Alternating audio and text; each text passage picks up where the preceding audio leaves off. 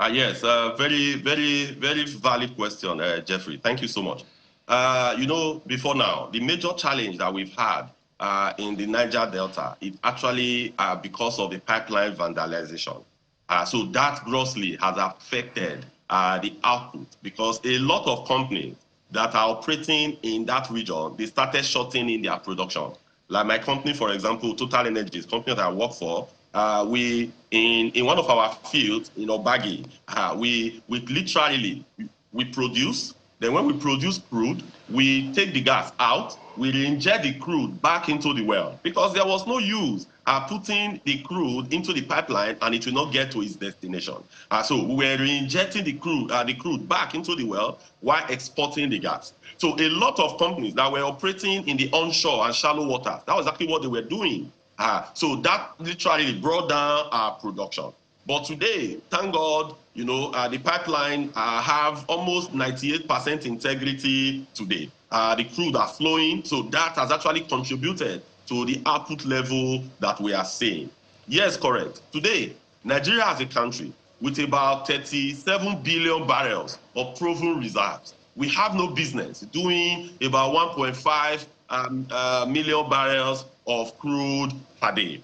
Nigeria as a country, we should be projecting to hit somewhere around 3 million barrels per day. Do we have the right technology? The answer is yes. But the challenge as of today is, they are largely due to one, investment. Because a lot of the companies that have the financial wherewithal to start developing new fields, today they are divesting from onshore and shallow offshore and moving towards the deep water. That is actually the direction that they are going today. So now, you've heard what Shell has said in Bonga Southwest and Bonga North. You've also heard as well Total Energies and the new investments that they are going into. So it's actually investment. When with the right investment, we have the proven reserves that we could use in increasing our production. Then secondly as well, the marginal fields.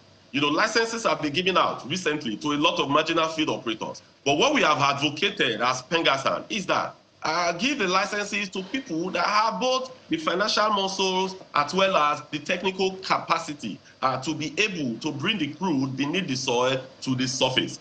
Because there's no use in giving out licenses to portfolio investors or to people who literally does not have the technical ability and may not even have the financial muscle. The crude, the oil and gas business is very, very expensive business. Right. To rent a rig in deep water at times, you may spend over $1 million per day. And you will keep this rig at times in the field for over 3 to 4 months. So it's a very expensive business that we all know about. So before you give out licenses, you must be sure that the financial and the technical ability are there.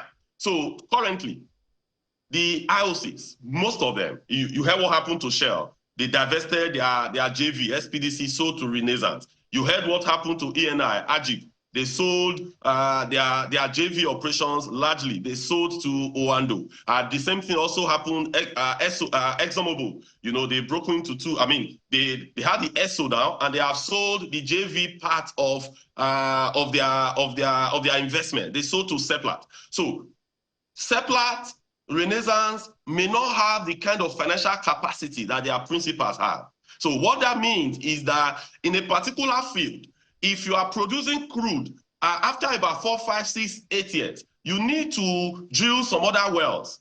You need to carry out a lot of activities, stimulation, well prep to enhance the well and improve the performances of the well. But these are capital intensive, and it becomes a challenge. That was why when government was passing PIA, our advocacy as Pengasan, then we had meetings with all the principal officers in National Assembly. We had meetings up to, the ad hoc committee chair, trying to advocate, trying to let them understand that, see, what we could do as a country is that we must incentivize production.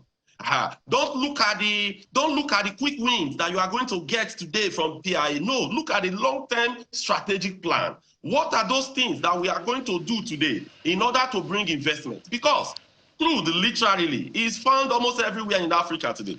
Before now, you could count Nigeria, you count Angola, count Congo, count very few Gabon, and very few countries. But today, literally everywhere. You go to Ghana, you go to Senegal, you go to Cote d'Ivoire. There is crude literally everywhere. Oh, comrade. So, okay.